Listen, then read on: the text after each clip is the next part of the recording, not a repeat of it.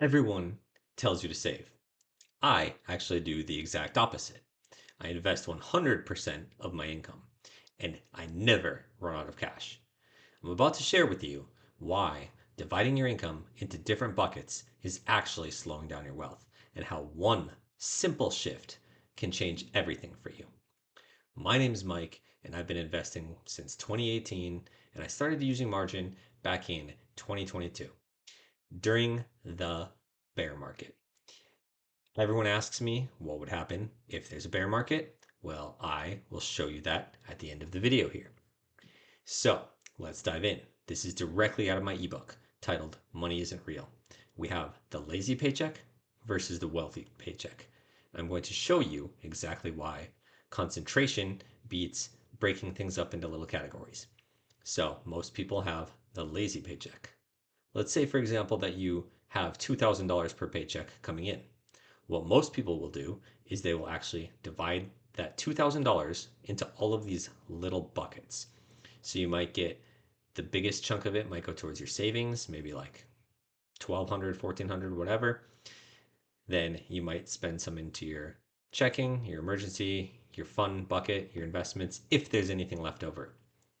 What I actually do is I have what's called the wealthy paycheck, and my money all goes directly into my investments.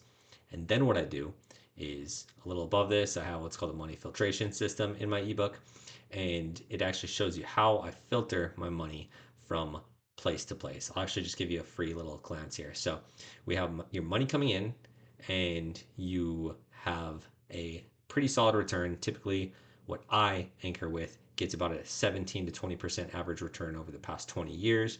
It's very heavily weighted in tech. However, there are some other anchors which I do talk about in many of my other videos. After that, my money goes into, I put it on a credit card. All my money that I spend because I want the 1 to 2% rewards. And then what I do is I borrow money at low interest rates. It's even lower than this right now. My interest rate is 5.4%. And then what I do is I use this money to go and I pay off this credit card that I just spent money on before a balance is ever due. And I never sold a share. Never. So this is the wealthy paycheck. It goes into your investments, you borrow at low interest rates, and then that money goes into the buckets that it needs to go into. Typically just the checking. I actually remove these other buckets. Like I don't have an emergency fund. You'll be seeing that there's a video coming out talking about why I don't have an emergency fund, and I deep dive this subject. Then I don't actually have a savings. Like I really don't. It's all filtered this way. Don't have a fun bucket that's just based out of my checking account. Of course, I have fun, right? And then investments is my primary bucket. Notice I made it much larger.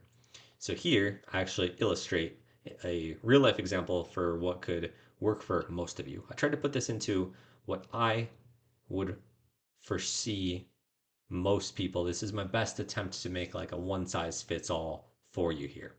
So let's say this is monthly and you're making about $4,000 a month. This here will be your income. This here will be your expenses. And I didn't deep dive into expenses. I know there's going to be a lot more, which is why I did miscellaneous and $500. Even on my personal expenses, I do miscellaneous and I do $500, even though I break this down into much more detail than just three categories. So again, let's say you make 4,000 per month, you drag that all the way down to the bottom to total. You might find that you have different categories where you have a side hustle, maybe you have a rental property, maybe you get dividends. There's different ways you can have more income. Maybe you work overtime, maybe you get commission. Like there's just various ways that this might be going up, and you might have different buckets under income. Then you will have your debts. So these are going to be monthly recurring. So if you have any subscriptions, make sure you don't forget about those. That's the easiest way to save money, by the way, is getting rid of unused subscriptions or just subscriptions in general. Even if you do use them, just not very much. I'm not saying don't have a good life, right? I'm just showing you different ways where you can maybe cut some of this and increase this. So here, let's say, for example, let's just say it's a mortgage, even though it can be the same thing if you rent, right? So let's say it costs you $17.50 per month. It might cost more. Maybe you need a roommate. And then you have a car payment. This is just the payment. This doesn't include insurance. This doesn't include gas. And I just put car payment here. keep in mind, you can adjust this accordingly. Food, I put $700. This includes going out to eat and everything like that. Miscellaneous, I tacked on $500 for all of the little categories like your cell phone, your gym, like anything else that I may have missed. Subscriptions, like your car insurance, everything like that. So you have the difference between your income and your expenses. And then you have an extra $550 per month in cash flow. And what most people are going to do here is you're going to take this 550 that's remaining. So this already includes like probably your checking account, right? And then this remaining little bit of 550 is going to get divided up into these other buckets. And then you might have something like, we'll say like $8,000 here, and you might have like $6,000 here, right? You just make up numbers. These can be whatever fits your needs. And then for most people, this 550, you might see that like 200 goes to here or 200 goes to here into your savings. What I do is I get rid of these categories altogether and I make this as small as I can. So 4,000 is enough to cover this. I keep some extra spillover money, which is like the extra 500. And then that value of 14,000 I would put into my individual brokerage. So this would go up to 69,000. And then what I do is I go over to my brokerage and I will borrow that money back if I need it. So let's say I need $5,000.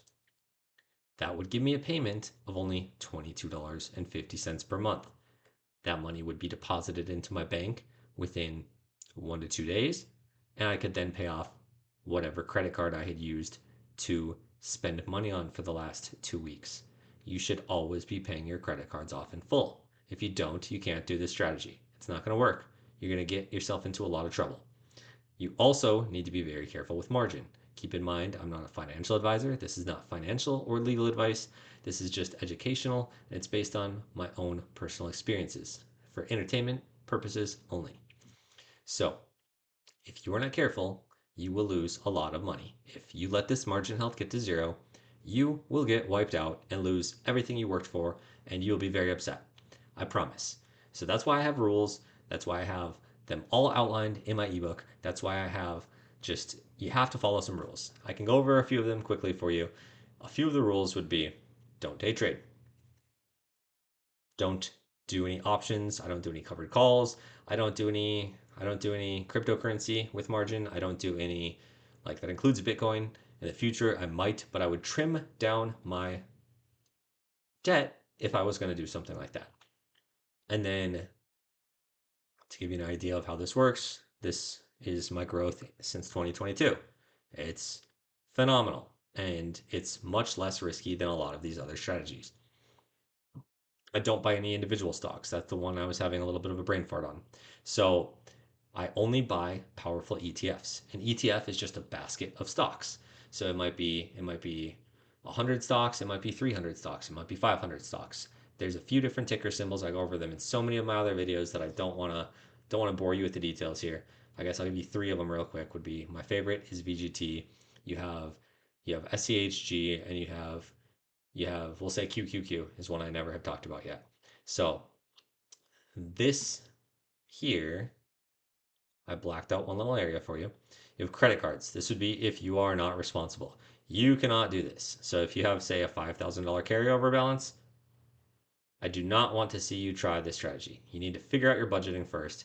You are not prepared to do this. Figure out your budgeting, get this down to zero, gone. Boom.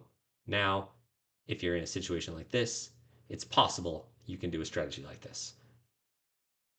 So make sure if you got some value out of this that you subscribe below because I am here to help you as much as possible. And I need to see some compound growth in my own channel so that I know that this is here helping you. Like I want to help people. And this, I want to just give as much value as I can. That's why I'm like giving you some of this for free.